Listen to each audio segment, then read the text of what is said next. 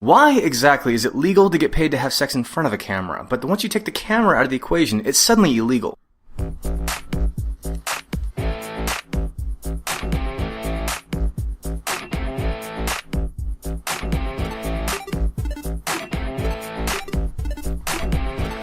Hello, Chimi listeners! Welcome back to yet another episode of the Chimichanga Superstar Podcast. I'm your host, as always, Christian Barick. Thank you so much for those pictures of your mom. I will cherish them forever.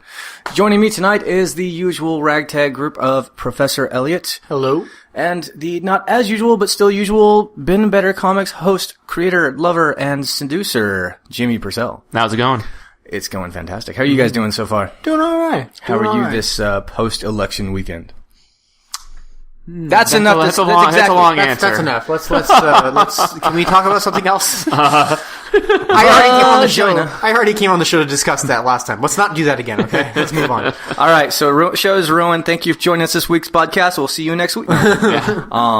I think we've pretty much been drained it through way more than we should. So let's go ahead and move into the alcohol pretty quick this time. Yeah, that sounds like a great idea. Yeah. So I went to the Nottingham Festival with my wonderful girlfriend this weekend, and I met the guy who runs Strad Meadery. And I already knew I was going to buy it because I'm a mead whore. Anytime I see mead, I have to try it. And I went to buy one of his bottles, and he gave me another one to try on the show. So I'm going to pop something. Right now, we're going to be trying the traditional nectar.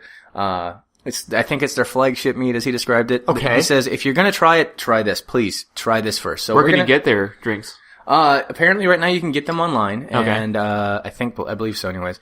They are going soon to be available at a Whole Foods market near you, which I do believe, based on even my own pursuit of looking this up, they do not even carry mead at Whole Foods. So this will be the only mead that you can get at Whole Foods. This will be the first, and I'm assuming only mead they'll have there. Ah. Now, I do want to point out, this is not a honey mead. This is a nectar mead, and that means it's probably going to be sweet and crisp.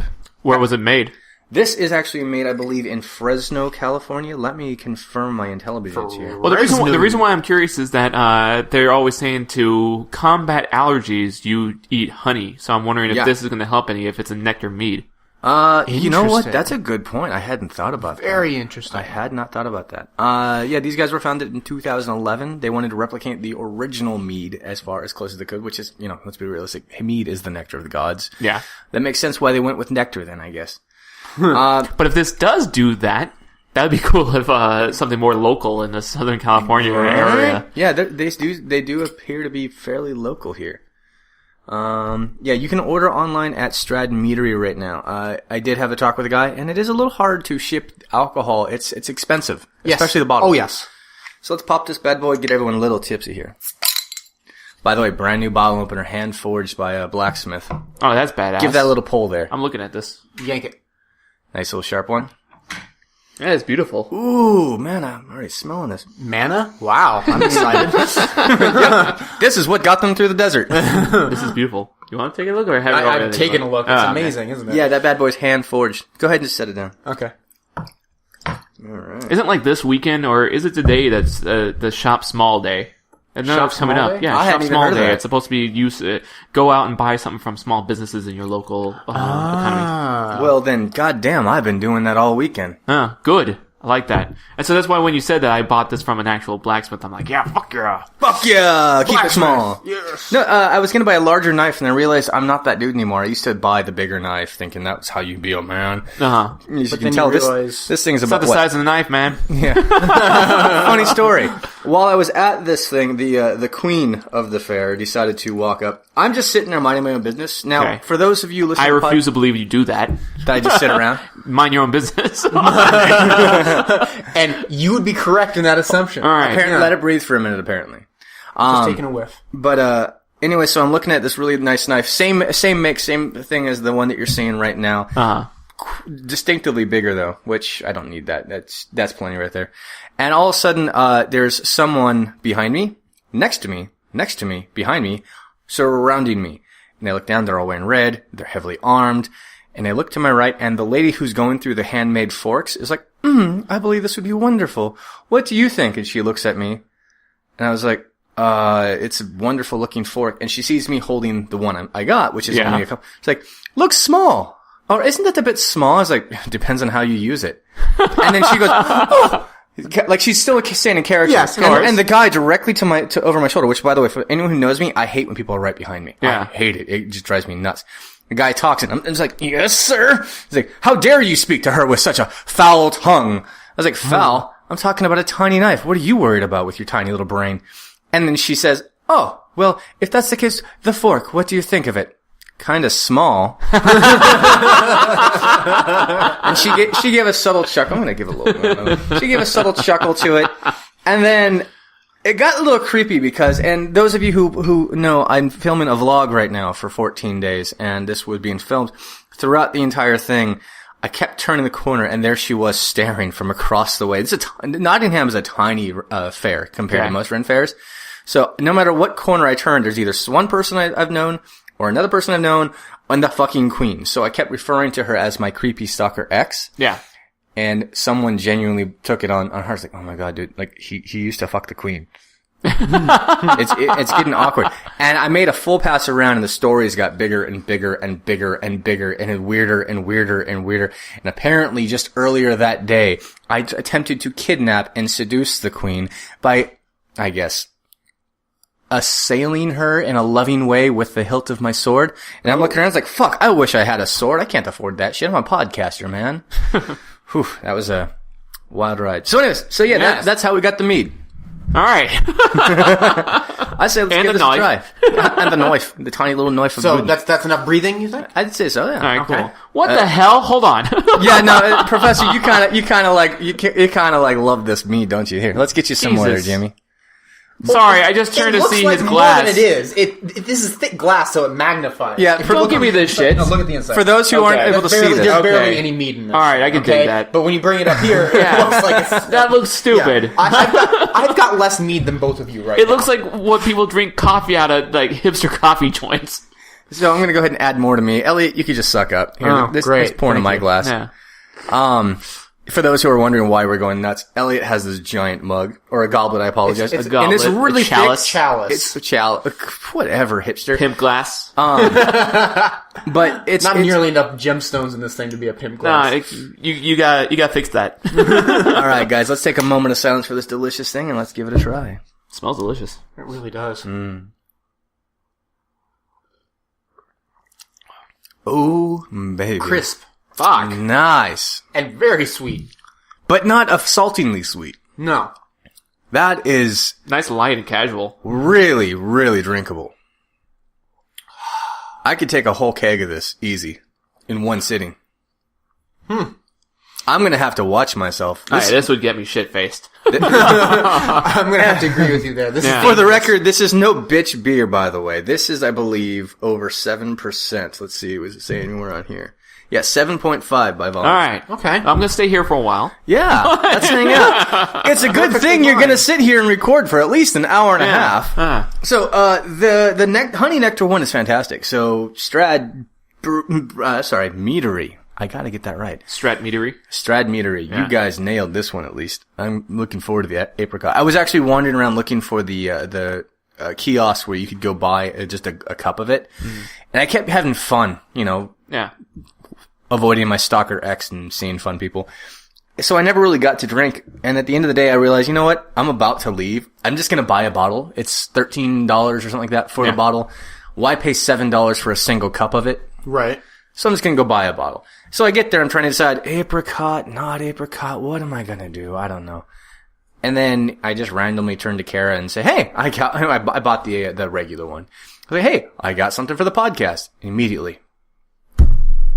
Drink this too. Yes, sir.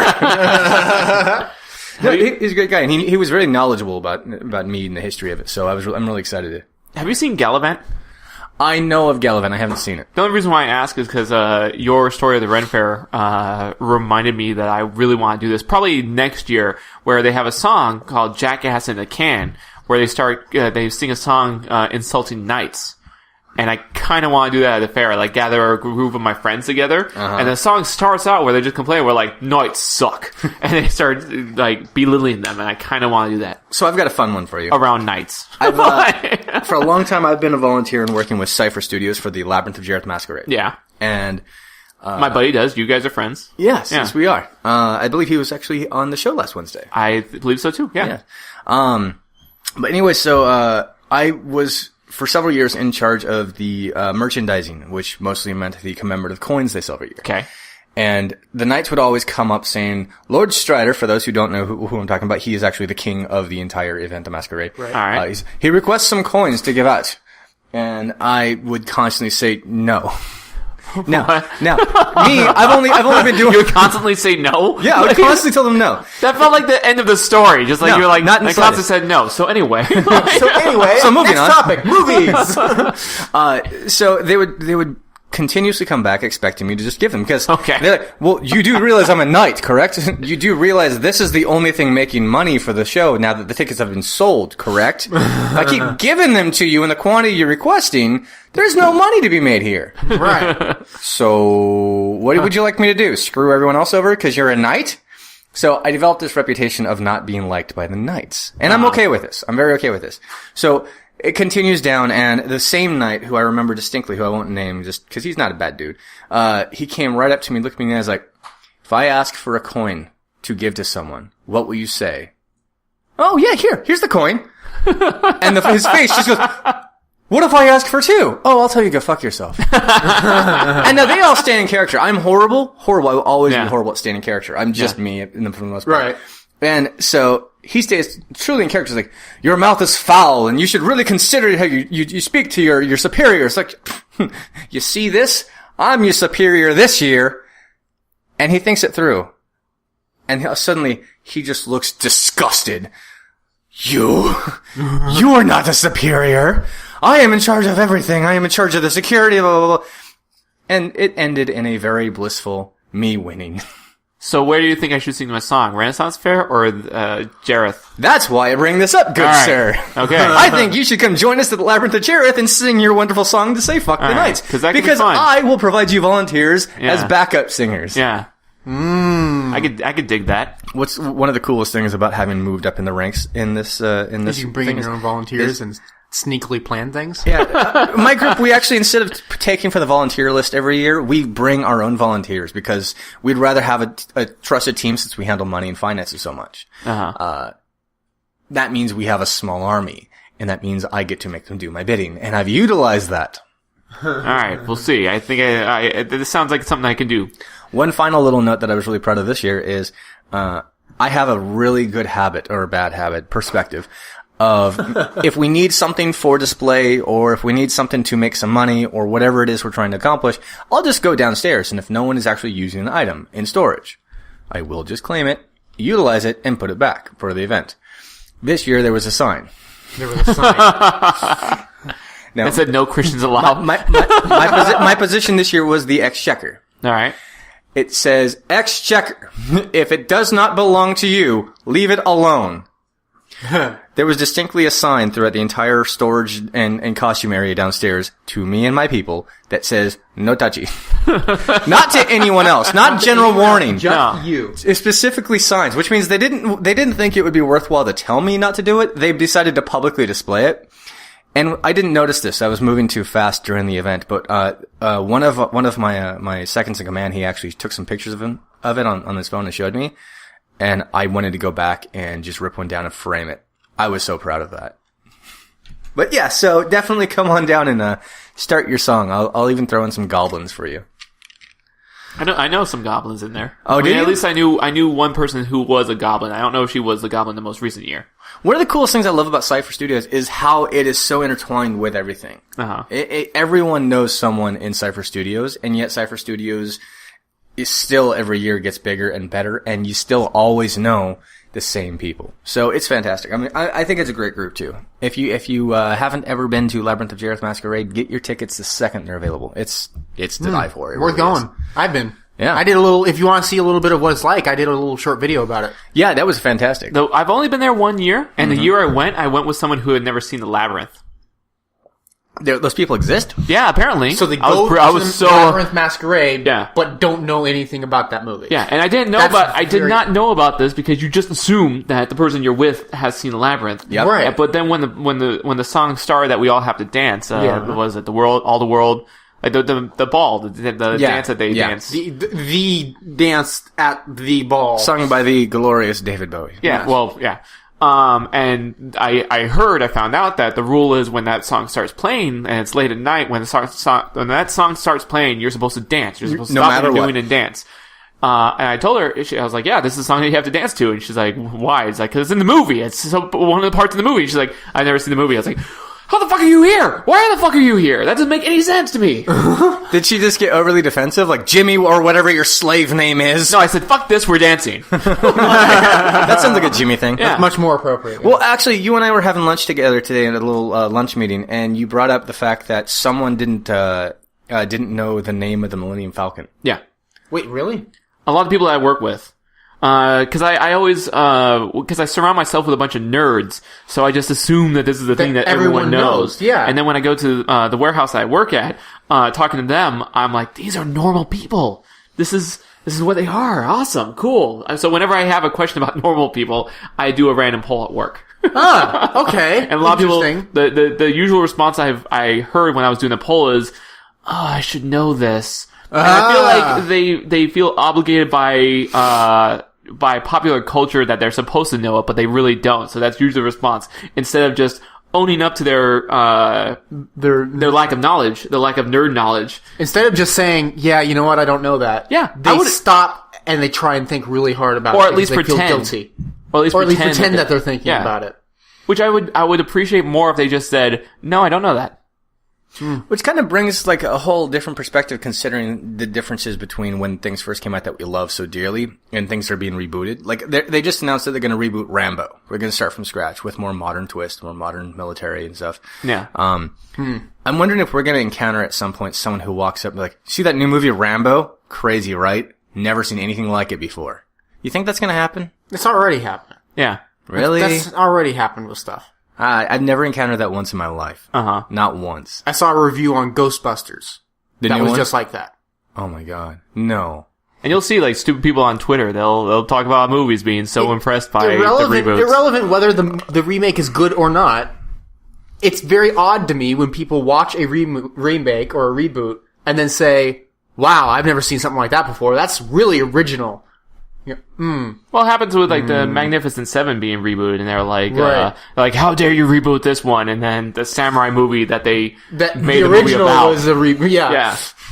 I'm gonna be honest, I wanted to see that in theaters because I love the original Magnificent Seven. I was surprised that I didn't make the time to go see it in theaters. Yeah. I'm a little disappointed in myself. Especially Denzel pretty much rocks everything he does. Yeah, I completely get that. I kind of get a man boner. He does. I'm trying to think of a movie that he doesn't blow out of water. I did notice you kind of locked eyes a little longer than you normally do. I think I saw those gears like Denzel for real. Well, I got nothing. I froze, and the little old man in my head was going through the files. Nope, he's right.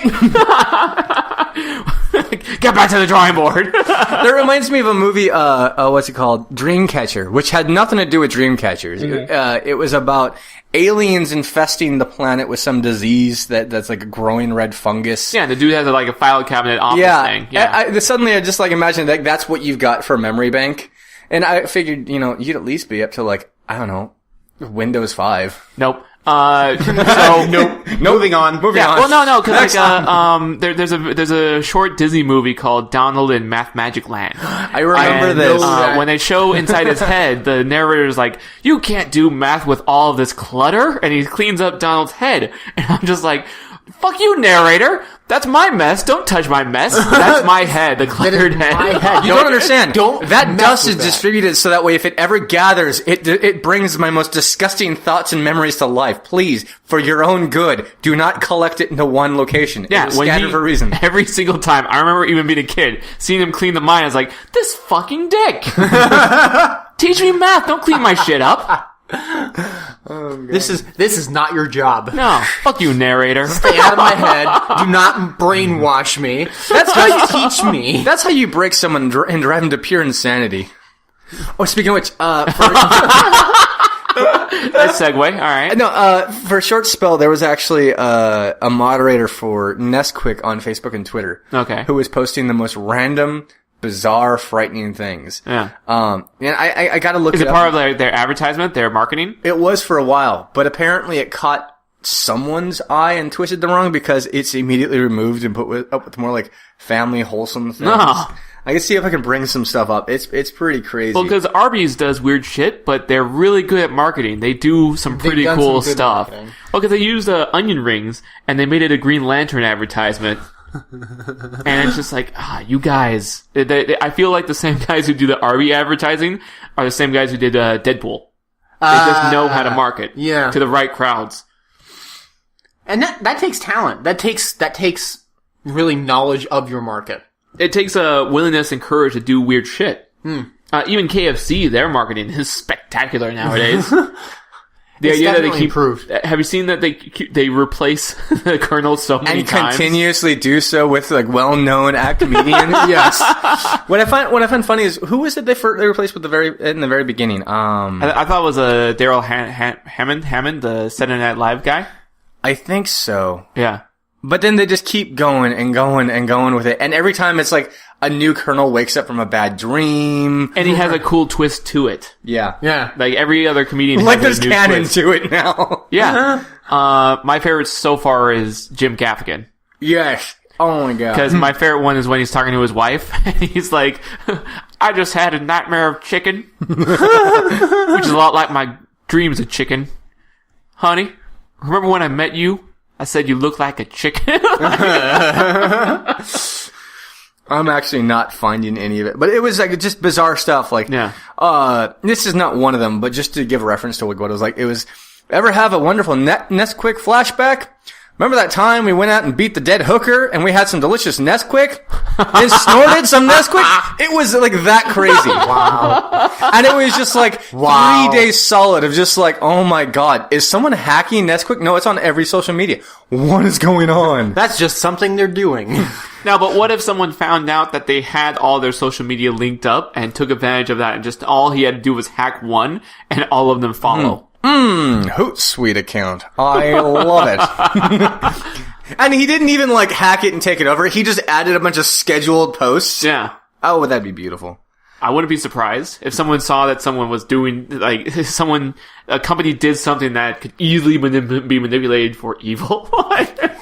What I love is how these corporations and companies have just the most insane quirkiness to it. Like Papa John's, for instance.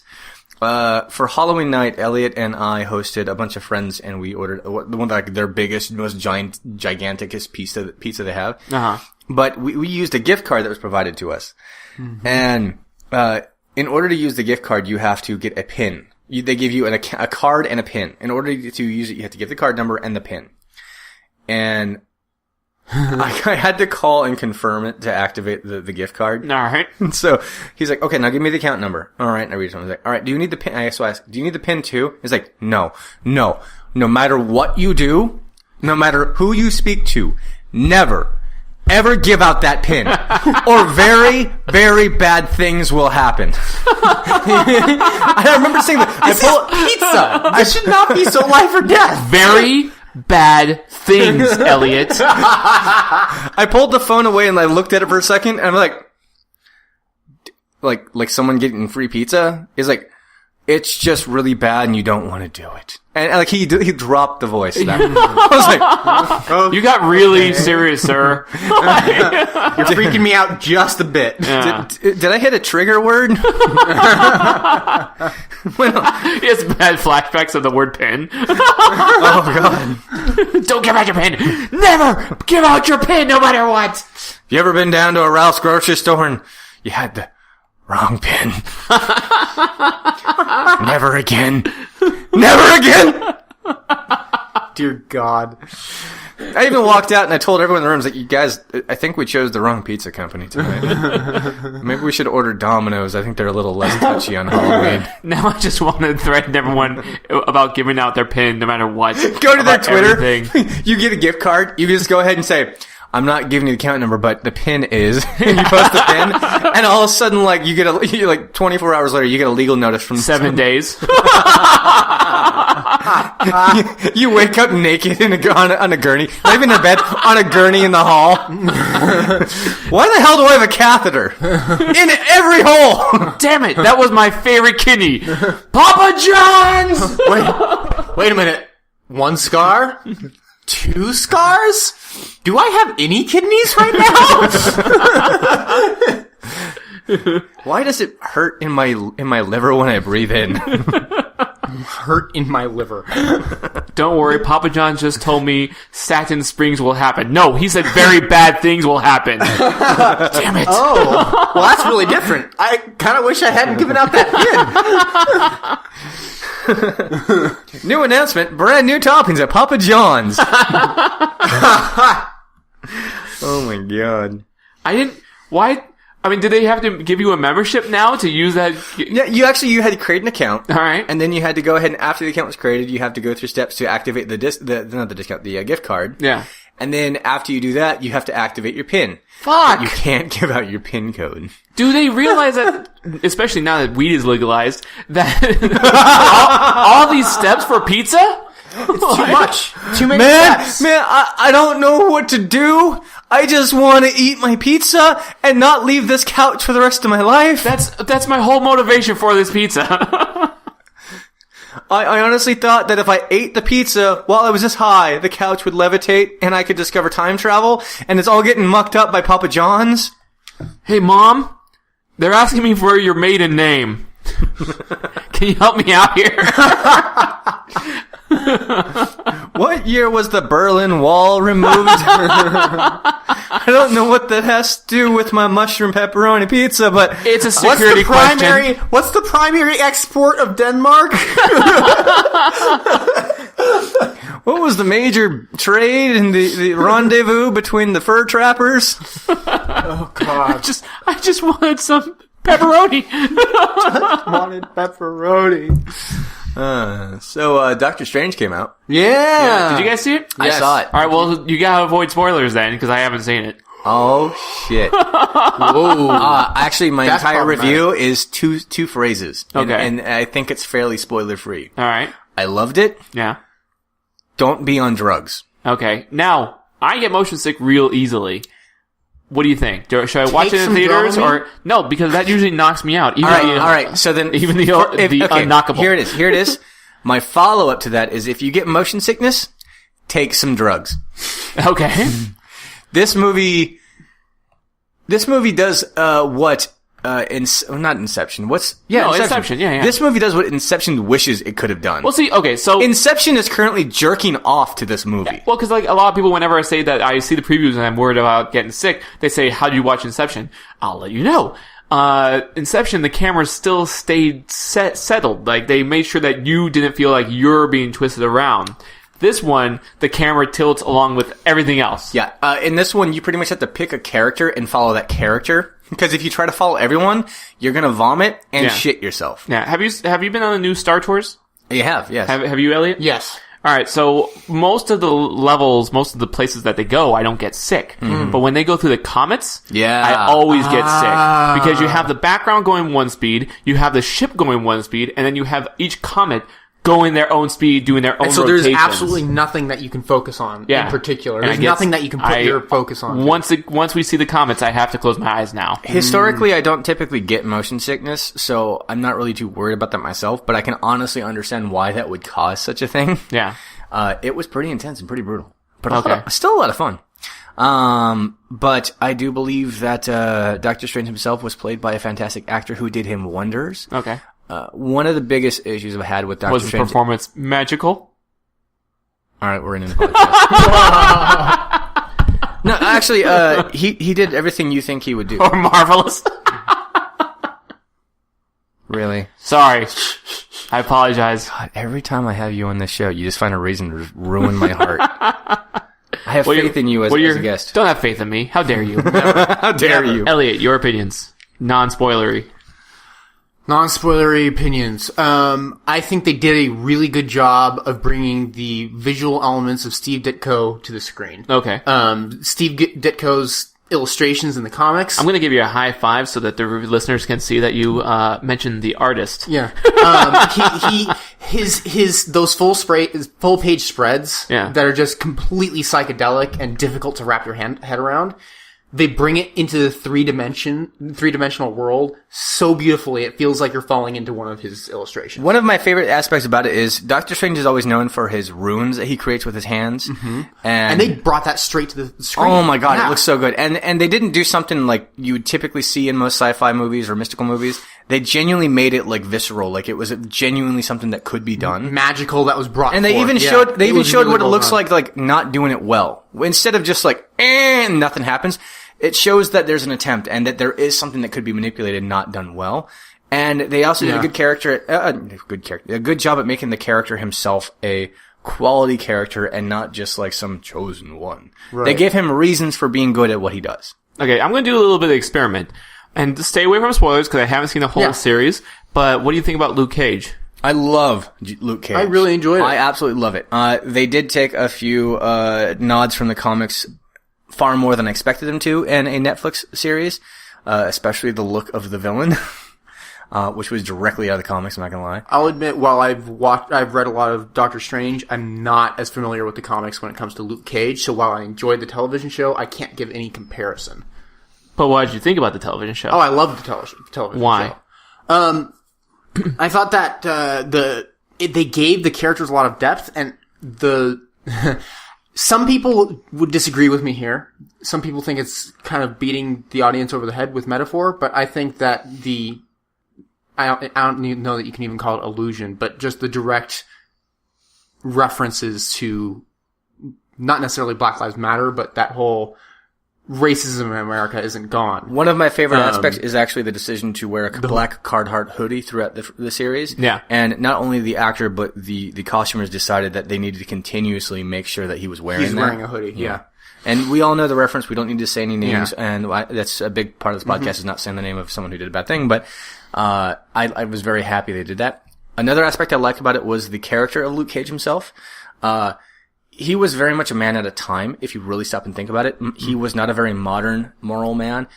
He genuinely would have been the coolest, hippest dude in the 70s, 80s era. Right. But then you take those morals, and he's a bit of a dork comparatively to his surroundings. And I like that. He was an outsider, but not because he came from somewhere else.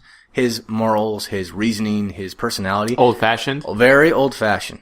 And I love that about him. And unwaveringly old-fashioned. Yeah. Something you keep an eye on when watching the series is the books that he's reading in each episode. Yeah, you and I were just really getting into the books he was when he's carrying those books around, and when you look into those books in particular, you go, that makes a lot of sense that he is reading these books in particular. And it holds significance to not only like the episode, but the particular scene. I would absolutely love to get the behind the scenes of that so I can kind of see what the mindset of when they decided on those books. That'd be pretty cool. Yeah. So also, sorry to interrupt. That's okay. The biggest and most wonderful thing is the amazing soundtrack. Oh yeah, that goes without saying. Well, like the live artists that they brought to be on stage in the episodes. Oh my god, I know. Awesome. I do think you were on the couch next to me while I was rubbing 3 out.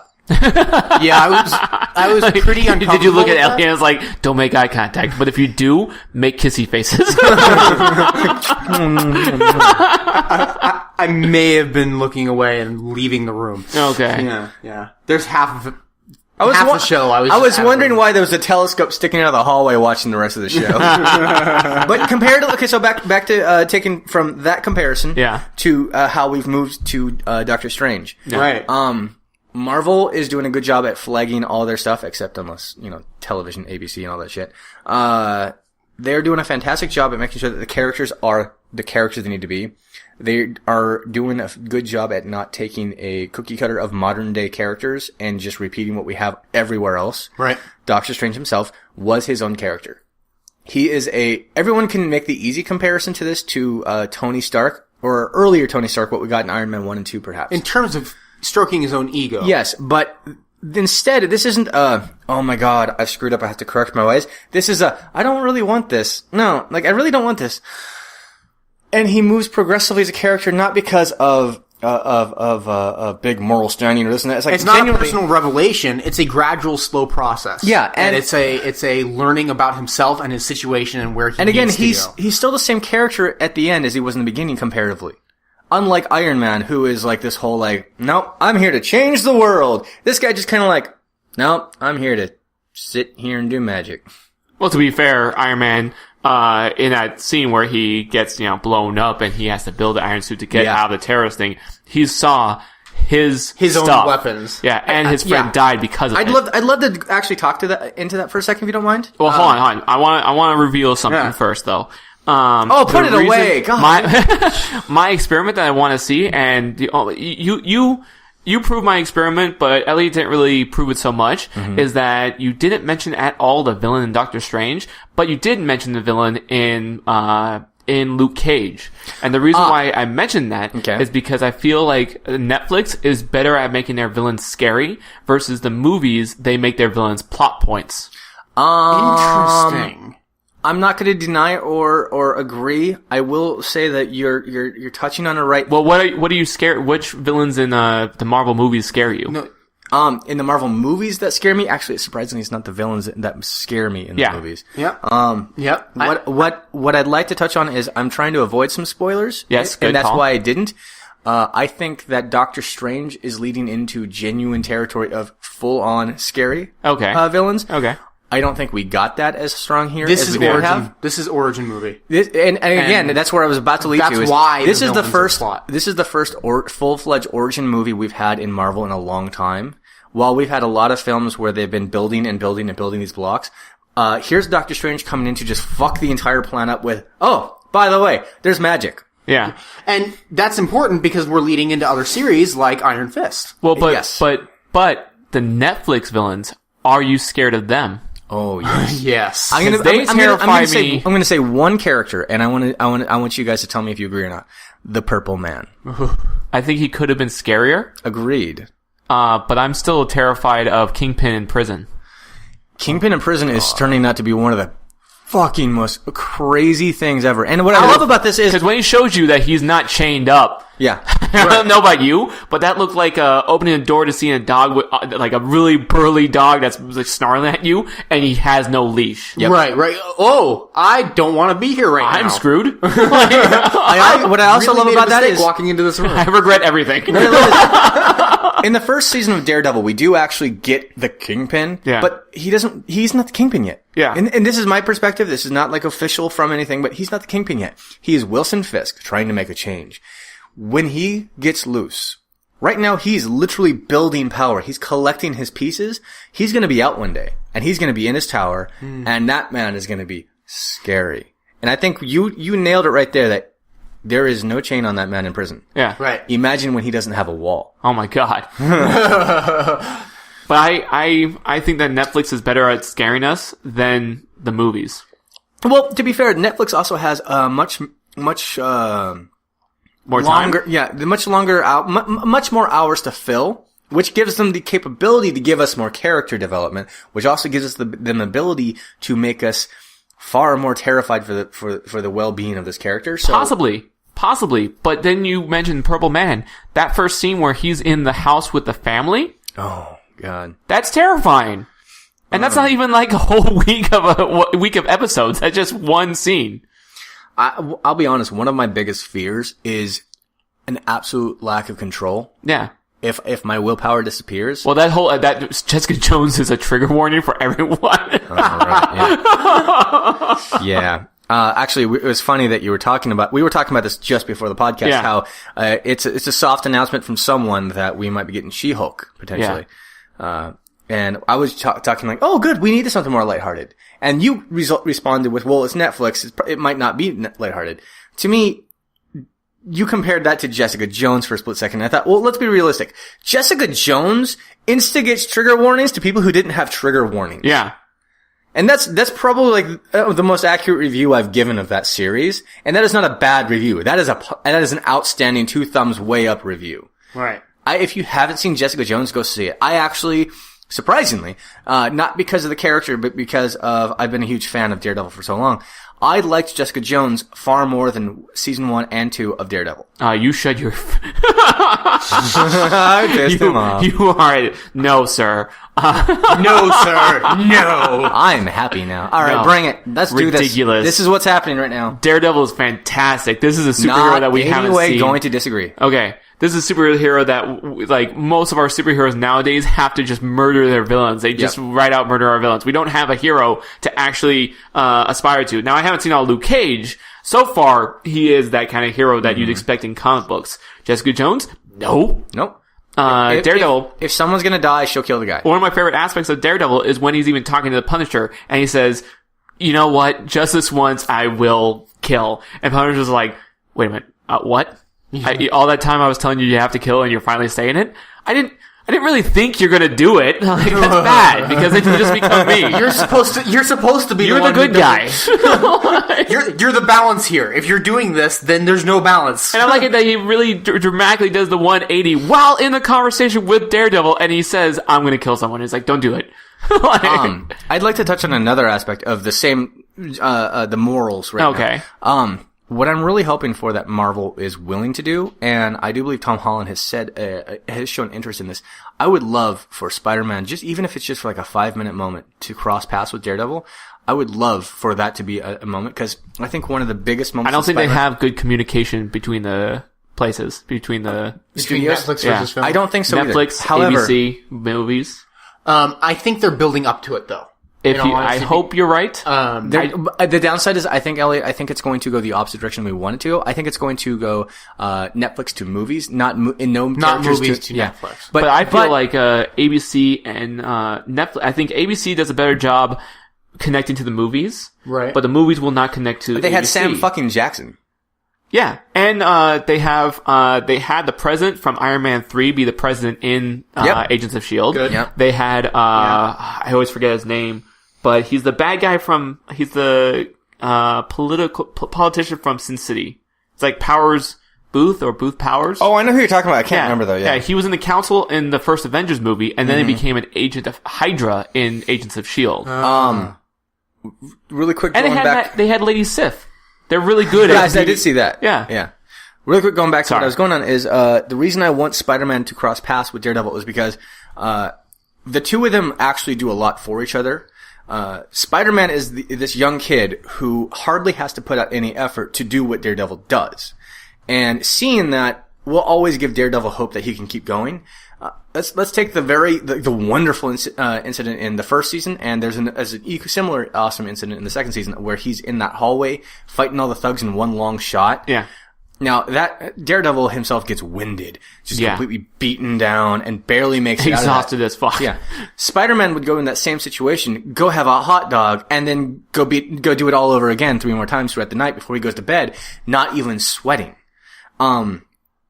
And he doesn't even have to try at the morality of it. Spider-Man doesn't, that's one of the cool things about Spider-Man. He doesn't struggle with his morals. He struggles with just his life. Meanwhile, Daredevil is a strong, hardcore Catholic. His morals are important to him, but he understands that he's tiptoeing the line of that, trying to make sure he's doing the right thing. In the comics, there's been many times, and one incident in particular where, Daredevil is talking to Captain America when he's trying to recruit him for, Avengers. And he says, Peter Parker does more for the city every night than we've done in the past year. And I love those little moments where Daredevil's always lifting up Spider-Man, but then this moment Spider-Man's in front of him, he's knocking him down as many pegs as he possibly can. Yeah. And I think I think is a mentor's path. They have to do. Absolutely. And I want that to exist in this universe, even if all it takes is Tom Holland crosses path with him for just like a 5-minute moment of conversation. No fight scenes, no nothing. Just 5 minutes on a rooftop. Because Spider-Man takes all of New York and Manhattan, while Daredevil's is stuck in Hell's Kitchen doing everything he can. I pray that we just get that brief interaction and then moving on. They don't even have to do it again. I've also had the prayers of that in Agents of S.H.I.E.L.D. that when Phil Coulson is just talking about like the things that are going weird around the world. Yeah. I would have liked it as like, and this devil that pops up in New York, some just random mention. If I would like to actually talk about Agents of S.H.I.E.L.D. for a second. I'm really disappointed in what they've done. Really? When they first announced it, I feel like they've gotten a million times better. They've gotten better at what they did. When they first announced it, I thought this was going to be everything going around what's going on in the movies. Yeah. Such as, now they did do a little bit of that with Winter Soldier, and all that stuff.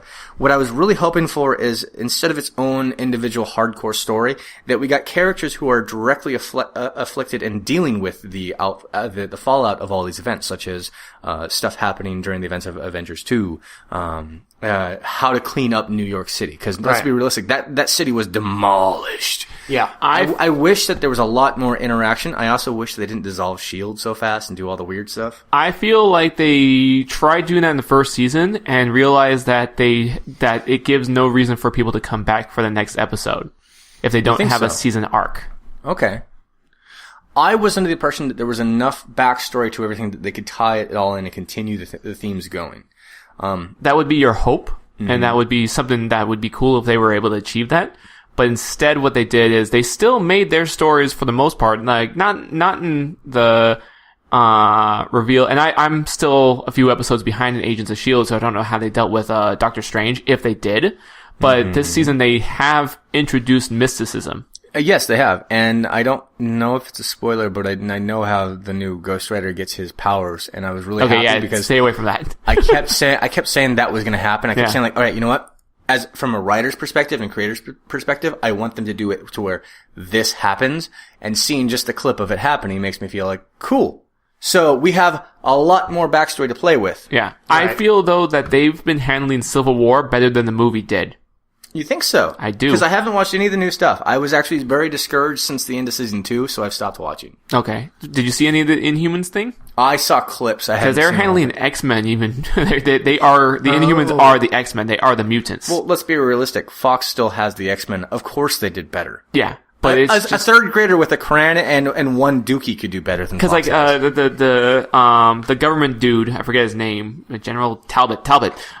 He tells them that he's like, I need a list of all of your enhanced people, all the people on there. And Coulson says, I can't give that to you. We're supposed to work in the shadows, and I've seen it when a list of people ends up in the wrong hands. Right. And you don't want that list to exist. Yeah. And that's a good point. Civil War, the whole purpose behind Civil War is that list. Yeah. And in the comics, there was that whole line where it's like, we have, policemen, they register, we know about them. It's like, yeah, but policemen don't have grudge matches with the Kingpin. Yeah. See? They tie directly. Well, that's in the comics. Oh, in the comics? Yeah. That wasn't in the S.H.I.E.L.D. No, that wasn't in S.H.I.E.L.D. That was in the comics. Okay. And I wanted that kind of concept in the movie, but I didn't get that in the movie. I am getting that in Agents of S.H.I.E.L.D., where Coulson said, I can't give you the list because people will find it. Okay. I do know a lot of people were really hopeful in season 3, the one you're talking about. It was season 3, right? I don't know. The Inhuman season. Yeah, the Inhuman season. People were talking a lot about how Chris Evans was apparently like around, and they kept expecting a Captain America cameo, and they never got it. So people got like really angry. But they've been bringing out obscure characters that are actual names. You know what? I heard that Puck. Are you familiar with who Puck is from the Marvel comics? No. Short, burly, like crazy dude from Alpha Flight. Okay. Kind of sometimes dresses like Wolverine. All right. They kept saying that he's in it, and I keep wanting to find out that's true. I need to catch up on that. That would be awesome. But they, was it Mockingjay? Was pretty awesome. Mockingjay, yeah, I did see she was in that. Yeah, Sky became Daisy, and which turned out to be Quake.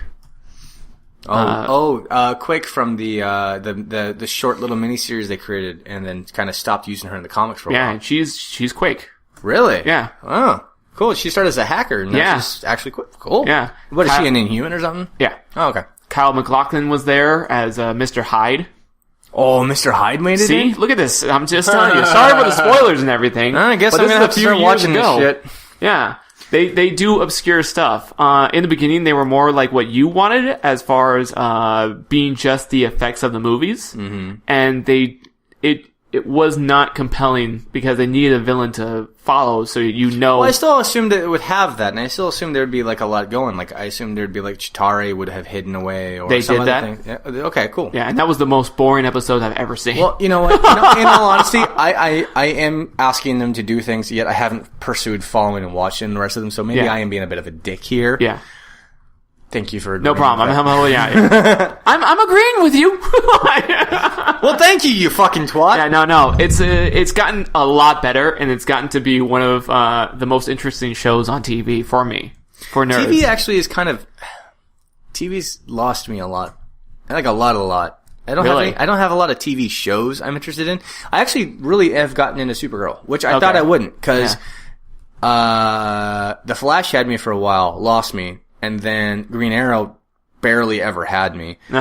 Supergirl has me though. I'm impressed with what they're doing. Good. It's quality. I have not been watching it. Supergirl's great in my opinion. Yeah, it's fantastic. In fact, I really love the girl they picked for her. They had some stupid moments. I really didn't like the Superman episode. The Superman episode was boring for me.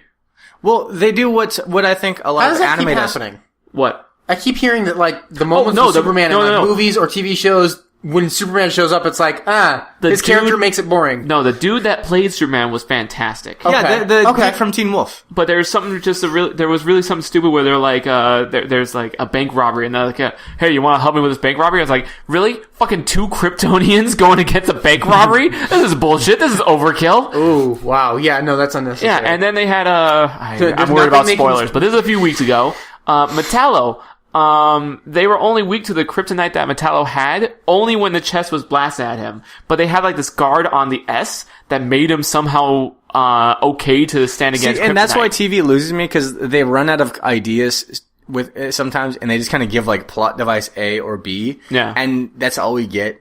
And it just feels sometimes because that was the only episode that ever failed me in Supergirl. I'm gonna go ahead and pop bottle number 2 here. Oh, bottle number 2. Now, is it the same. It's still from Strad Meadery. It is still a wonderful mead. It's a wonderful honey wine. Except this is the one I was curious about the entire event. Sweet. This is the apricot mead. Oh, and he had me at the concept of. They don't just throw apricots into it. This is with dried apricots, which means it's going to be a lot better and not super sweet. Yeah. So while you're pouring that, I'm going to mention that I really wanted, when Purple Man said, I want you to increase the, whatever to the scientist, increase the dosage, and we saw his veins become purple and his face, I was so hoping that the next time we saw him, he was going to be purple. I thought the same thing, but they didn't, and I was like, but maybe in the next season, we see him return, and when he came back from the dead, he is now completely purple. Yeah, spoiler, he's dead, but that's, my rule here is if it's been out for 2 months, it's okay. Okay. I agree with that, and I think that'd be cool, the fact that, like, first off, they tried to create, like, almost a super soldier type thing. So I would hope that they try to do something. He comes back as like literally the Purple Man. Yeah, because you hit the exact scene that had my hopes really high for that. I was super stoked. I was like, that would have been cool. That last scene was so exciting when you saw him his veins become purple, and every nerd's like, oh, time for some purple, man. Maybe Jessica Jones, when she keeps hearing about Purple Man, doesn't even know that they're talking about her villain. Oh yeah. Like, they just use him, they just call him Purple Man, and she's like, who is this guy? She could just be, like, really grumpy and upset that they just keep talking about purple and he keeps wearing purple clothes. Like, stop! That's the ugly-ass color. Yeah. David Tennant was terrifying. Yeah. Oh my god. When he's in the police headquarters. Not a care in the world. Nothing made that man nervous. And that's what made him a really, like, worthwhile villain to me. Yeah. I'm just, I gotta watch Jessica Jones over again, because I'm, like, remembering all these scenes where I'm Finish Luke Cage first. You'll appreciate it. I know. I just, I watch all my nerdy stuff with my roommate, and he's been out. Professor, we've been kind of nerding out a little outside your territory. Sorry. Right. That's okay. Professor Elliots a little bit more in the world of the obscure, so he does a good job at sporting through it when we geek out. And I don't think you've been on the podcast with Jimmy, and Jimmy and I really geek out. True.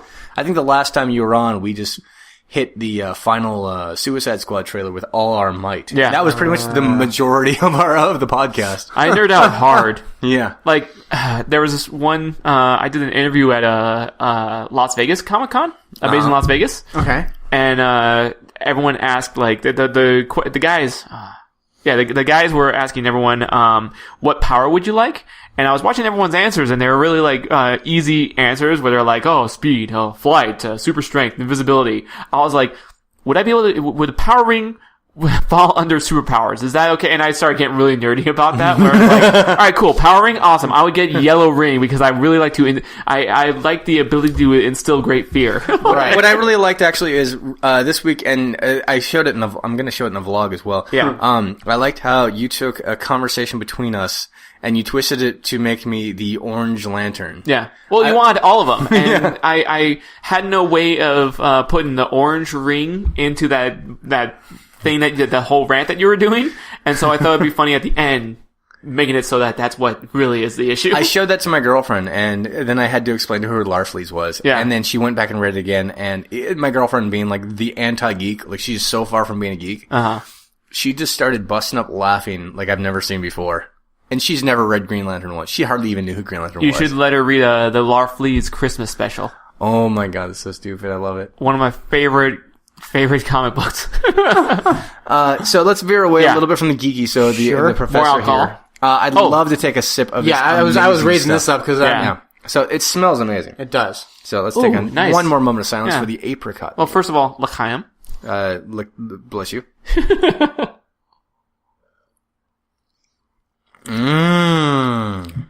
That's sweeter than the first one. It is way sweeter. A little bit thicker.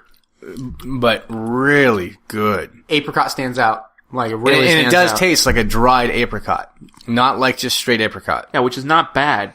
I love dried fruit. I think it plays together really well. Yeah.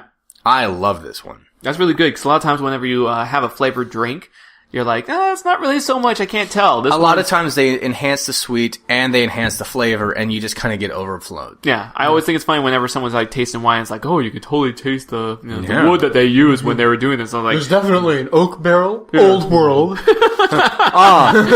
You're the obscure guy. You can give history access. Make that sound real. I taste a glass bottle. Old world, I'd say, Chateau Margaux.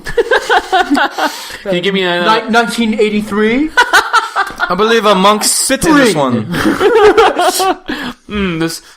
You can tell by the aroma that it smells like a one-eyed monk blinked at it. You remember that the queen dabbled her in her ways with the monks who she soiled? Yes. You can smell the smut in this beverage. Oh, God. This tastes like pornography. Professor, you might like this one. I came up with a concept I want to really, really work with. Yes. I'd like to actually make this something that could be passed into a bill one day, and this would be something I want to... And this is coming from me. But I'd like to make this an actual bill one day, which means I guess I have to actually take over California. Not necessarily. Dungeons and Dragons or tabletop gaming for inmates. Okay. I think it's a fantastic concept. A lot of people do have a hard time deciding, I want to go study, I want to go learn. Are you under the impression that they don't already? I want to make it mandatory. Okay. I want to say, bitch, roll the dice. Right. You get the chair, or you get the one-eyed Cyclops. You shouldn't have to force someone to play a game.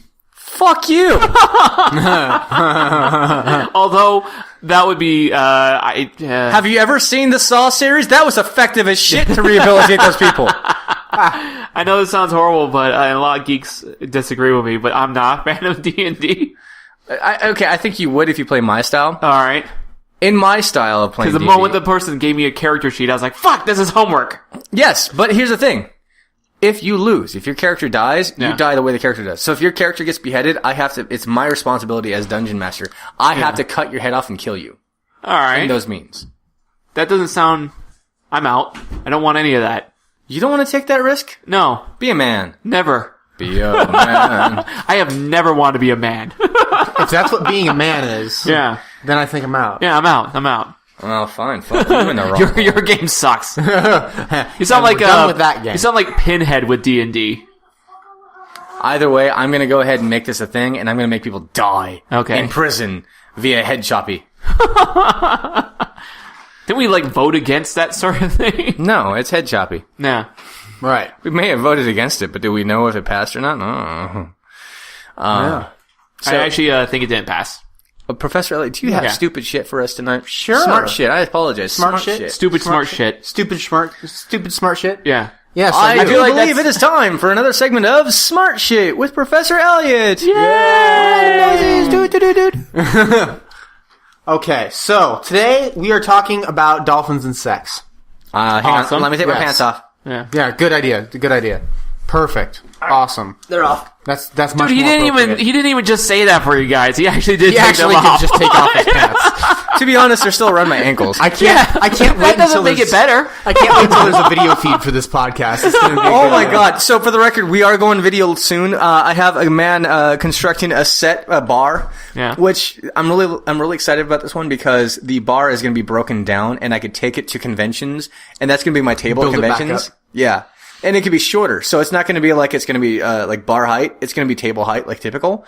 So I'm going to be able to let everyone everywhere I go join the Chimi set, so they can get drunk with me. I don't think that's going to work. It's going to work. Where are you going to take this bar at cons? Are you going to take them into actual bars? No, not the bar. Just the actual bar set top version of the bar. Yeah, yeah. So you're going to take the alcohol is going to be behind me on set. I'm not taking that with me to a convention. Fuck that. Okay, because most conventions, I'm not giving those geeks my alcohol. Yeah. No. What I'm saying is you said to build it up at conventions and people can drink on set. And I'm just wondering, are you building that bar at bars where you can actually drink alcohol? Actually, that's going to be a major thing. Okay. Assholes and Microphones is going to be hitting the road with Chimi soon, and that's going to be a major thing. Because the only con that I remember you can drink at is when the Amazing Las Vegas was in the South Point Hotel. That's when people were able to walk around with beers. That was alcohol. That was really interesting to see actual people walking around with beers. I'm going to be honest. When I take over California, that's going to change too. Okay. Alcohol everywhere, Jimmy. That one's just for you, by the way. I would not to sound like an alcoholic, but fuck yeah, I'll vote for you. I've actually seen you working at conventions where you're just sitting there grinding away, doodling and drawing. Yeah. And I honestly keep thinking to myself, I need to get this man drunk. I do remember I actually was with you at one event short term and like a little last minute notice thing. You busted out your art set, started drawing and doodling. Yeah, by the way, I know we just shit all over your smart shit. Sorry. Oh, we'll get back to dolphins and sex. We'll get back to dolphins and sex. I just needed my pants off for that. You're right. And then every time I get my pants off, I have to talk about Jimmy. Yeah. But I remember I bought you a beer, and then I think I bought you a second beer, and I think we had to cut you off or something like that, because it was like, you can't draw if we keep giving you beers, goddammit. No, you can you draw drunk? Yeah. Ooh. It just depends on where I am. Maybe we shouldn't be talking about this. It depends where I am and how I'm getting paid. All right, everyone. Here's how it works from now on. If you are at a place where you can legally provide this man alcohol, get this man wasted and see what he draws. The drawings get weird as shit. I cannot wait for this. Well, no, that happened at the bar party at Comic-Con. Really? Yeah. Ooh. Where people were just like, a lot of times, people will say like, oh, I don't know what, surprise me. I'm like, ha ha ha ha. And it'll be some obscure shit. My favorite is the one that I'm going to frame it soon. It's in my room. Was it the penis? Yeah, where it says, let's fuck. Yeah. And then you give it one eye. I give it one eye. He's a one-eye monster. All Come right. on. Now shut your whore mouth. Elliot. Yeah. Sex and dolphins. So, they love sex. A lot. Like, very much so. To the point where... High five. Oh, yeah. To the point where there are a lot of documented cases of dolphins raping humans. Yes. They did an episode on King of the Hill. Yeah, but that's based on reality. Yeah. Wait, are we just going to act like that's typical conversation? That's actually a thing. The fuck? Dolphin rape caves. Were you not aware of this? No! Yeah, dolphins are the rapists of the sea. What the fuck? To the point where two male dolphins will hold a female dolphin in place so that way a third can rape it. We need to kill the goddamn dolphin. Why does it say dolphin free on the goddamn tuna cans? We need dolphin pro. We need to kill the goddamn dolphins off. Are you familiar how ducks have sex? Yeah, I fucking hate ducks. Okay, good. All right. And they're weird corkscrew dongs. I just want to make sure. They're also very creative in finding other means of pleasuring themselves. So I don't know about this. If they don't have a female dolphin or a male dolphin present, someone in the hump. They because they have a prehensile penis. Okay. They will wrap their penis inside an eel and have sex with that. What do you mean by inside an eel? Like wrap the eel around their own penis. Hang on, everyone, just stop for a second. Okay. We need a moment of silence. Why? Because sex. They're very horny creatures. I'm still okay. How wrap the penis around the eel? Yeah, because they have a prehensile penis, they can use what it does that to even wrap mean for the me? For the you? Yeah. What do you mean? Imagine a monkey's tail. Okay. Like that kind of prehensile. Okay. Like fuck me, I need that. You can grab things with your penis. Okay, so they grab grab an eel with their penis and they wrap an eel around their penis. Okay, now hold on. So they grab the eel with the penis and then the eel wraps around the penis. How does that work? Apparently, eels just like grabbing on. Have you had sex? Oh, okay. No, not with an eel. I haven't had sex with an eel. With a monkey tail of a penis. Show of hands. Who's had sex with an eel? With a monkey tail penis. I want a monkey tail penis so bad. Yeah, don't. Interestingly, they often, their sex sessions only last about 10 seconds. Yeah, and we said eel, not a Neil. A Neil. Oh, no. I've had sex with a Neil. She was pretty hot. Yeah. Her name was April. Gotcha. Yeah. Don't give me that shit. Apparently, their sessions only last about 10 seconds, but they'll have a lot of them within an hour. Okay. And so, they'll have sex, they'll finish. A few seconds later, they'll have sex, they'll finish. And they do that repeatedly through an hour. God damn it, sounds like a teenager. Dolphins are fucking assholes. Growing up, they'll find a male partner. Males will find a male partner, and they'll have sex together. And then that male partner will later on be like the wingman in finding females. Just dudes having sex. There's nothing gay about that. Dudes having sex and practicing with each other. You know, all right, that's it. I'm officially declaring it right here, right now. Dolphins are the enemy. I think you should all post your anti-dolphin propaganda right now with #Can'tDolphin. We need to make these fuckers pay for their crimes against fucking non-horny dolphins. Fucking rapist, dude! This is Christian being like the one person that doesn't know that dolphins are rapists. Well, see, here's the thing about dolphins. #CanTheDolphin. Dolphins are very, very similar to humans in terms of percentage of good and evil versus, you know. Are they the second smartest creature on Earth? Oh, very close to it, at least. I was saying. And they waste that power on being rapists? So do humans. I'm quoting Hitchhiker's I don't Guide. like humans either way. Yes. Yeah. The first being mice. Yeah. So, dolphins are very similar in terms of good versus evil as humans. So, as many humans that you will find, that will save you from drowning, you'll find people who will like, fuck that guy, right? Yeah.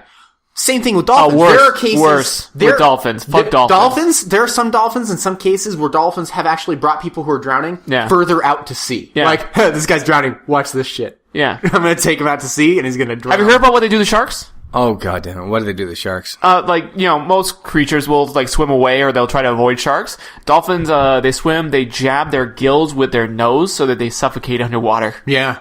Like, to defend themselves or just for fun. Just for fun. Just to watch a shark die. I've seen children swim with these fucking monsters. Yeah. I don't swim with dolphins. I've seen children molested by dolphins. I've seen videos of that. That's a thing. Children being molested by dolphins is actually a thing. Why are you watching these videos? It's kind of like a train wreck. It's okay. It's a rabbit hole. The internet's a rabbit hole. Yeah, the internet's a rabbit hole, and it's a train wreck that you can't look away from. First you're searching how to fix my toilet, and then you're watching kids get raped by dolphins. Right? What kind of world is this that I'm living in right now? Yeah. I'm loving seeing Christian's face at realizing that Flipper is a serial fucker. A serial fucker. I can honest to God say I wasn't ready for this. Yeah. You're welcome. Glad we can help that. We need to eliminate those fuckers. You're going to eat more tuna than ever. No, I'm going to eat the dolphin directly. The dolphin. I'm going to work so hard. Depending on the king of the dolphin, he might like that. I'm going to make fucking sure that dolphin meat becomes a pizza topping by the end of 2016. That's a bad idea. No, fuck dolphins. Imagine this thing coming towards you. I would grab that thing by the top and the bottom of its stupid fucking mouth and just keep raking it up until it can't rape no more. Until it can't rape anymore? No, but, is that what you said? Yes. But why would it be a bad idea to kill all dolphins? Give me one goddamn good reason. I think it would be bad for the environment underwater. How so? They're actually fairly important in terms of food chain type stuff. Okay. They do keep things in check. Well, you're the smartest guy at the table. I'm just curious as to defend the dolphins. Defend the dolphins. Yeah. They are rapists. But how can you say they're rapists but and not throw up on the microphone? A lot of other animals are rapists too, and we can't get rid of them either. Name 12. Bonobo chimps. 1. Dude, I really don't want him to go through this because I don't want Republicans to hear this and be like, see, it's in nature.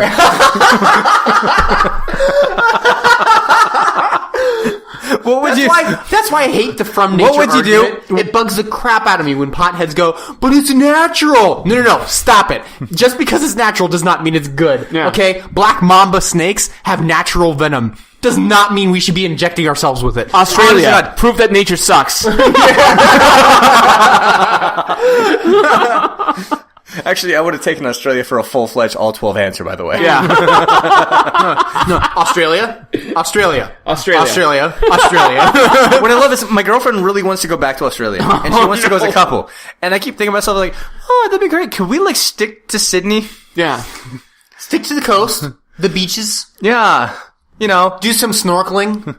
Where I can't go to sleep and die 12 times by the time I fall asleep. Yeah. Oh my god. Everything is out to clue. That is Monster Island. Honestly, Jimmy, if he were to go down the list and he just suddenly said golden retrievers on the rapist list, what would you have done? I don't own dogs. So he wouldn't care. Yeah.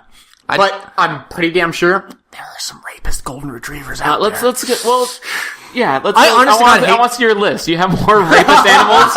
Alright, you know what? Fuck this. I'm doing Bonobo chimps are my favorite, and here's why. Okay. So, there was this research done on money.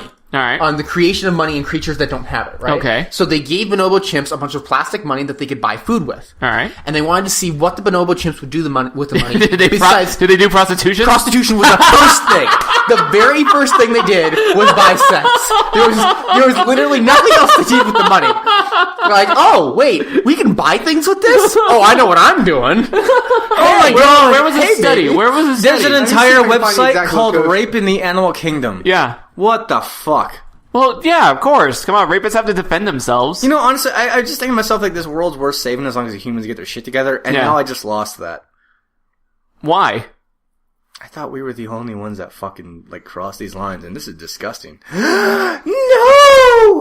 Chipmunks? Oh, yeah. Do you know that when bears are hungry, they oftentimes eat their cubs? I'm moving to Los Angeles to the city. Stay away from the animals. Where there's only one species that can rape me. Pigeons. Oh my god, don't tell me pigeons rape. Do pigeons rape? Yeah. Where? Oh, by the way, trigger warning for this podcast. We say rape a lot. Yeah. Sorry, it's a little late. Yeah, but Elliot didn't say that he was going to do that. He just said, I'm going to talk about dolphins. And Chris was like, I love dolphins. Dolphins. Sex. Rape. I'll be honest. I'll be honest. When I gave you the option to have your own segment on the podcast, I wasn't ready. I didn't think this would ever come up. I didn't think this would ever be the line we cross on Chimichanga fucking Superstar. Did you not see the episode of King of the Hill? Nope. Because Hank goes swimming with the dolphins. I've never seen anything that includes any Hank form goes of rape swimming with the dolphin. dolphins, and he gets raped. Yeah, he's petting the dolphin, and the dolphin goes upside down, and he starts petting the belly of the dolphin, and then the dolphin throws him against the window and rapes him.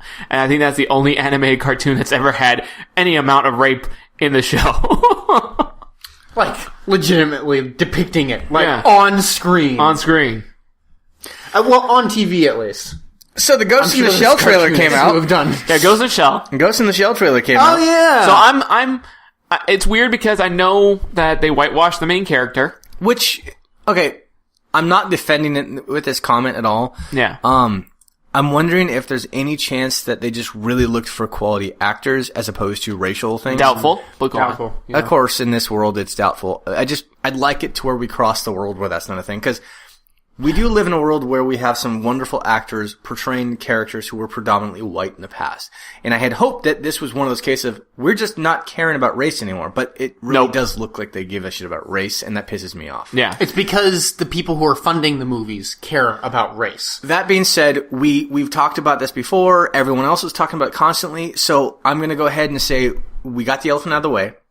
I'd like to just go ahead and review this trailer right now. As a trailer... Have you seen Ghost in the Shell? I've watched it thoroughly. I've watched the movie. I've read some manga. I've watched the series, except for the new one. As a fan, what do you think about it? I think visually, it's doing a good job at giving us a visual interpretation of that to a live-action visual. They're trying to give too much character to the Major. They're trying too hard to make it something else, I think. And I hope the movie is not what the trailer gives us, but it sounds like it's more of a strictly backstory, redevised. I'm not sure how I feel at this point. What I'm looking forward to is both of us seeing the movie and seeing what our opinions of the movie is. Because I don't know anything about Ghost in the Shell. You know what? If that's the case, Jimmy, I saw the original movie once. Okay. And it was years ago. So now watching the new trailer, I'm like, I think I remember some of this, but it feels a little bit different. Now, I remember watching... This is all new to me. Right. I don't know shit. I remember watching the original movie, and one of the most important parts to me is that Major Kusanagi, the main character... Don't spoil anything, because... This is not a spoiler. Okay, that you know. You get this from the character early on. Okay. But, so it's not a spoiler.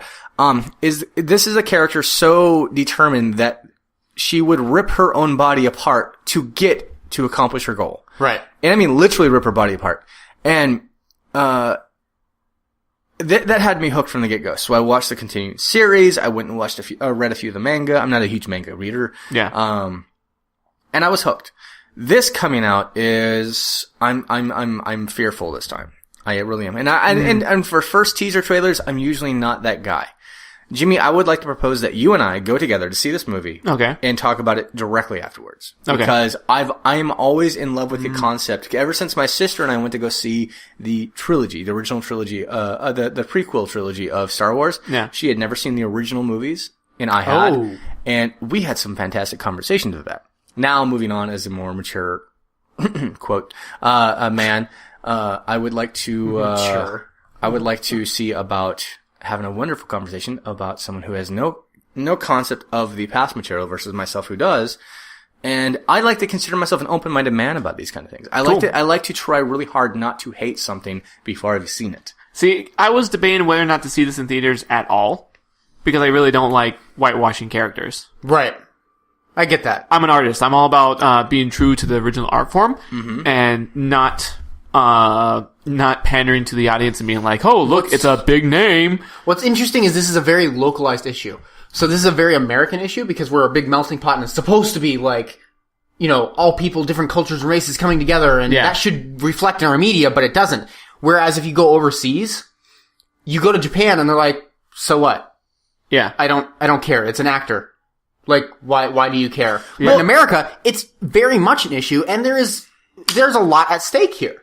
I think that concept doesn't translate into the nations that are supposedly being affected. Yeah. Which I think a lot of false arguments come out of that. People will say that the nation like Japan is being affected by this when really it's Japanese Americans in America. Yes. Japanese actors are the ones who are being affected in America. Correct. And that's the argument needs to start from. It's been argued to me recently on more than one occasion. I couldn't agree more with Elliot on that subject. I agree. I agree impeccably. It's been brought up to me a lot of times in conversation about how some people say we don't have enough strong Asian lead actors, and I disagree terribly. I disagree. I can honestly picture so many actors who I think have done fantastic. Okay, so you mean actors? For some reason, I thought you meant characters. No, I do mean actors. Okay, because we do have a lot of strong. We have a Asian lot, actors. and a lot of them young enough to be up and coming. A lot of them who have been in the gig for so long that we can consider them veterans. Yet I cannot recall any time I've seen them as lead characters, even in The Last Samurai. Now I do understand the story requires Tom Cruise to be a white gentleman in this world. He is still the most, he has the most camera time, but he's the least powerful presence because some of the actors in The Last Samurai were amazing and incredible actors, and they are American actors with Japanese heritage. Anyone to tell me that many amazing actors in one film alone, without having to go into a slew of other films, say that we not have strong, amazing, lead quality, Japanese, Chinese, Korean heritage actors, just makes me genuine sick to the stomach because I disagree thoroughly. Yeah. Yeah. In fact, the new Star Wars series, the Star Trek series, I genuinely think that Sulu is the breakaway second only to Bones. Yeah. I'm really looking forward to Rogue One. Having such diversity in a cast and a team. That cast is amazing. Yeah, I'm looking very forward to that. I think I'm looking forward to that more than episode 8. I've actually We've been waiting for this particular story. See, episode 8, it's a vague mystery. Yeah. We don't know what's coming up. And episode 7 we all knew was going to be a love story to the original trilogy. But Rogue One, it's a story that we know what happens, and we've been waiting to see this story. We wanted this story. I'm excited. We know this is not going to end well. I'm excited about this because I feel like this one is not going to be, like you said, that episode 7 of the Love Letter Star Wars. Mm-hmm. I think that this is not going to be a love letter. This is going to be a separate entity based in the same world as Star Wars. This is going to be the breakup text you get. Yeah. Yeah. This is going to be painful.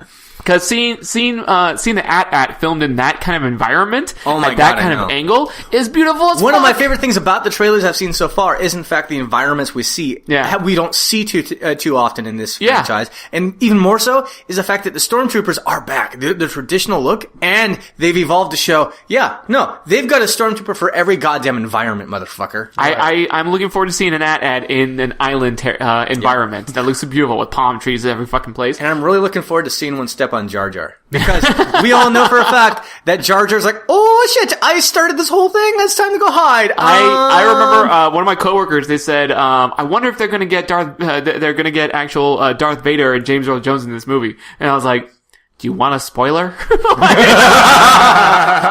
that was like a month ago that they said that to me.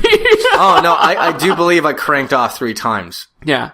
Well, James Earl Jones has been Darth Vader. He's been willing to do Darth Vader in the TV show Star Wars Rebels. I do remember. Why wouldn't he want to be back? I do remember right? that. Yeah. It makes so much sense that he would come back. By the way, have you watched the Rebels at all? I haven't. I have to. I if think you watch this gentleman right here is the reason I went through and watched the whole series. It is really good. Now, we're talking about Clone Wars. Rebels. Clone Wars is fantastic. Rebels. You're the one who talked to me about Clone Wars, and then told me you need to give Rebels a hope. And I did. And I've watched 2 seasons through already. Isn't there a thing with Darth Maul fantastic? Yes, in fact, it fucking is. Yeah, it redeems the movies. That was one of my problems with the new trilogy. Yeah. Which is why you need to watch. Darth Maul is not given enough. I've read some of the scripts from Darth Maul's original lines. Yeah. He's got some great monologues. He's a monster in both Clone Wars and Star Wars Rebels. Not to mention, he has a lot of character development and process. See, in the movie, it's just this random guy who just kind of shows up just a random guy. Stuff up. And but you're like, who is this guy? Not only that, but General Grievous in Clone Wars is terrifying as fuck. Yeah. And in Clone Wars, you actually fear that this man can kill not Jedi, but Jedis. Yeah. Oh. And Darth Maul, he's a monster to Obi-Wan. Yeah. Like he killed Qui-Gon in the episode 1. Yeah. But what he does at Obi-Wan in the TV show is god damn. It's like the equivalent of in Rocky 5. Like, I will break you. Yeah. I don't want to beat you. I don't want to kill you. I want to break you. And that's what his entire life turns into. I don't want to be the Emperor. I want to break Obi-Wan Kenobi. And Obi-Wan Kenobi will always be, as of this moment in life, will always be my favorite Star Wars character, period. Right. 100%. They do it really well in Clone Wars, huh? Yes, they do. Like, he is a dynamic character with so many different layers. I've always said that if Ewan McGregor was not Obi-Wan in the original trilogy, the original prequels, I couldn't watch him. But they managed to actually take what I love about Ewan McGregor's portrayal and carry everything I loved about that and enhance it in Clone Wars. There's a weird reference in I don't think it's a reference, but the weird connection between Clone Wars and Moulin Rouge with Ewan McGregor. But I don't want to say it because I don't want to spoil anything for Professor Elliot over here. And audience, if you haven't watched Clone Wars, watch Clone Wars. Everyone. Okay. Yeah, just know that Darth Maul is a serious contender in that series. And the moment Star Wars Rebels. And he is, you get hooked on him the moment you see him, and he is not recognizable when you see him. Yeah, he's fantastic. Yeah. But another thing is that in Clone Wars you see Anakin get a Padawan. Oh. And then she evolves throughout that series, and in Star Wars Rebels she comes back and faces with Darth Vader. And it's one of the most dramatic scenes I've probably ever seen. I honestly got after this podcast, I'm going to show you it because it's so fucking breathtaking. I just made a comment about how TV has lost me. Rebels, that scene alone had me. You saw that scene with Vader. Yes, that had me more emotionally connected than any scene in the entire prequel trilogy. I can't think of. I'm going down a list of like in my file cabinet with the old man. It's like, let's see what deaths have been really traumatic. Charlie from Lost and. Let me be honest with you, and completely honest with you. My new hatred for Dolphins is salvaged by how much I actually was happy that he made me watch Rebels. Wow. Good. Okay. Now, I want to sadly say we're running out of time. Yeah. I want you guys to invite me more often. I like this conversation. It was fun. Yeah, this was good. This was good. So, let's be very clear. we're going to kill all the dolphins. We're going to put them in cans, and we're going to eat them. And we'll say on the can, tuna free. So when Christian goes for politics, he's going to make all prisoners play D&D and kill them how their character dies. Kill all the dolphins. Who else are you going to kill or anything? Or Elliot.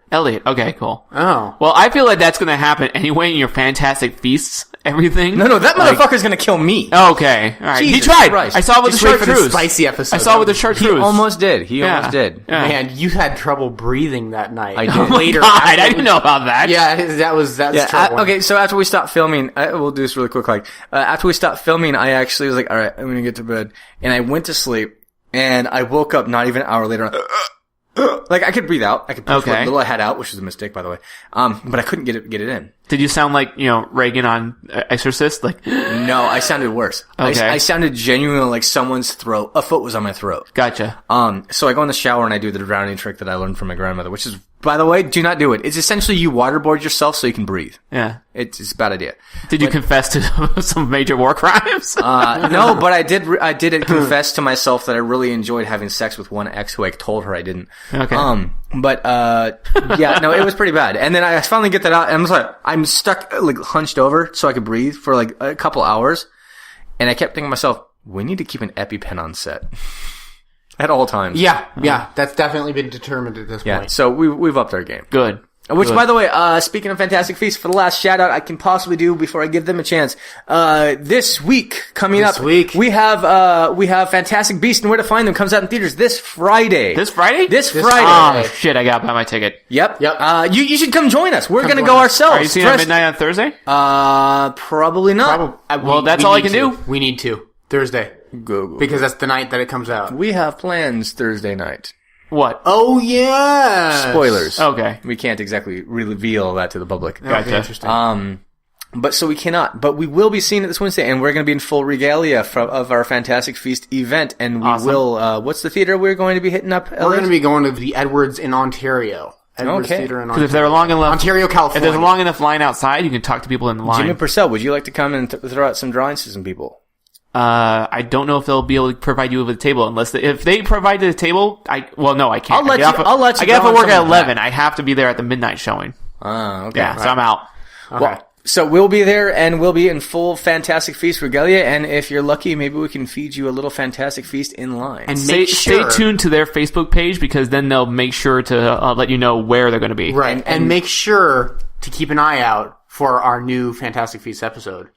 Yes, coming absolutely. Out this Wednesday. Sweet. Looking forward to it. So for those of you who could not attend the live episode itself and the live event for the charity Lumos, we will be releasing the footage of it this Wednesday. Oh, yes. Badass. Yes.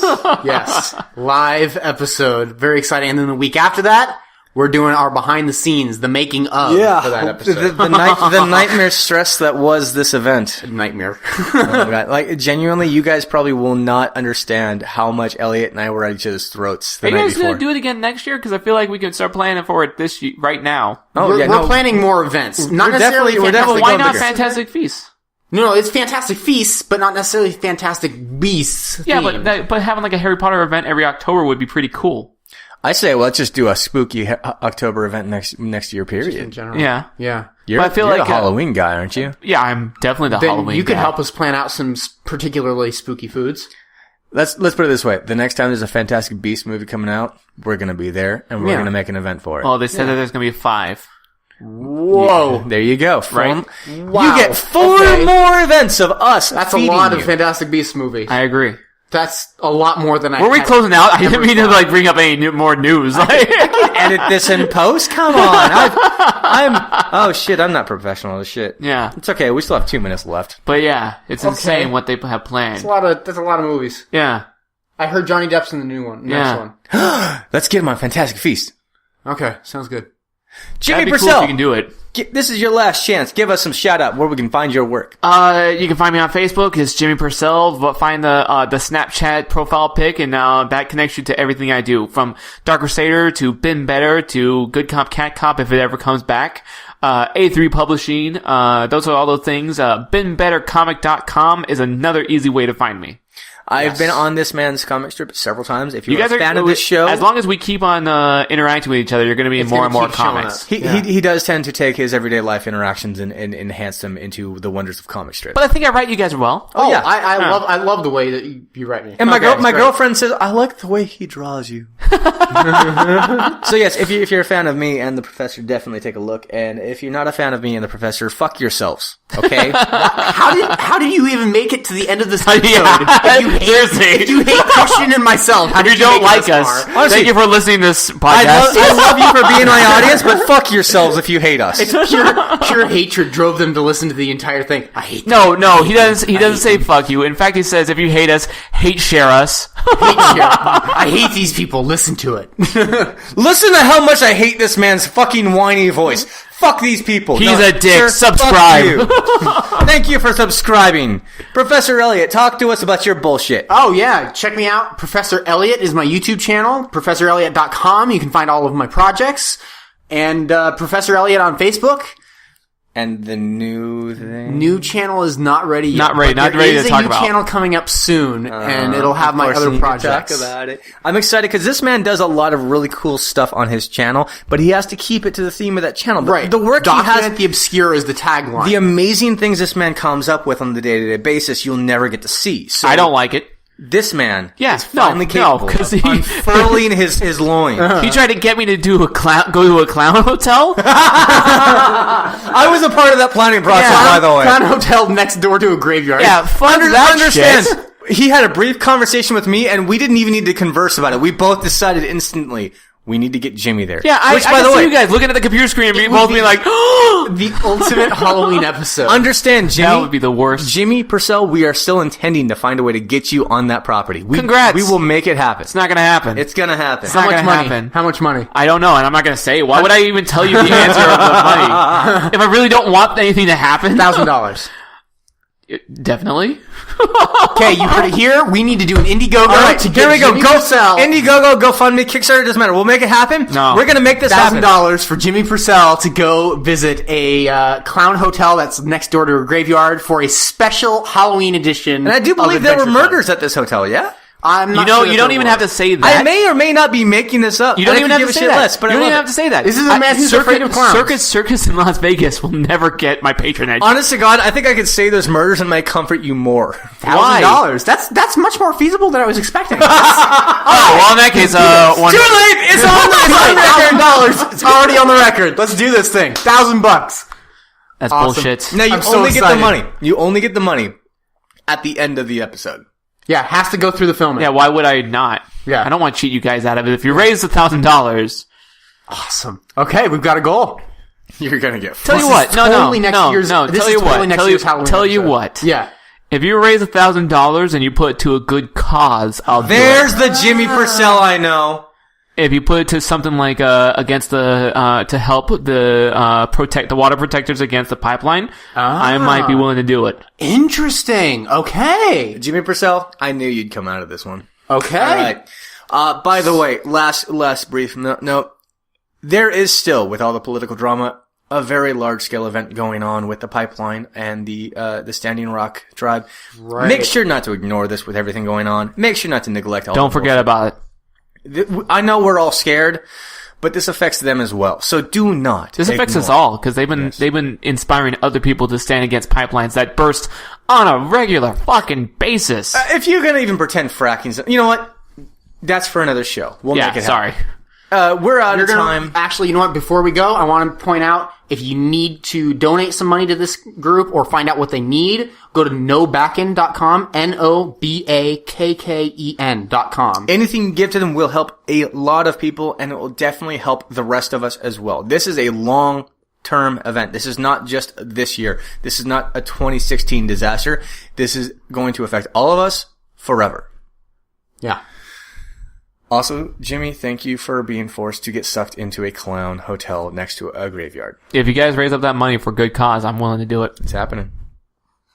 Anyways, thank you guys for joining me on this podcast. I'm glad. And thank you so much. Oh my God, this meat is amazing. Strad Meadery. Get your asses out there and try this. I am about to suck down every ounce of this instantaneously in my body. This is fucking delicious. Oh my god, it is. Yes. 100%. And they've got 2 other flavors. They've got strawberry and pomegranate still. Oh. Damn. Oh, we gotta get those. We're getting them, we're enjoying them, we're sucking them down. I'm kind of looking forward to the pomegranate one. That sounds really delicious. He told me his wife apparently has it on tap. Oh. Anyways, if you like this episode, please click that like, subscribe, and comment down below. If you did not, as said previously, go fuck yourself. This show is awesome. I love you all. My name is Christian Barick, and may the awesomeness be with you.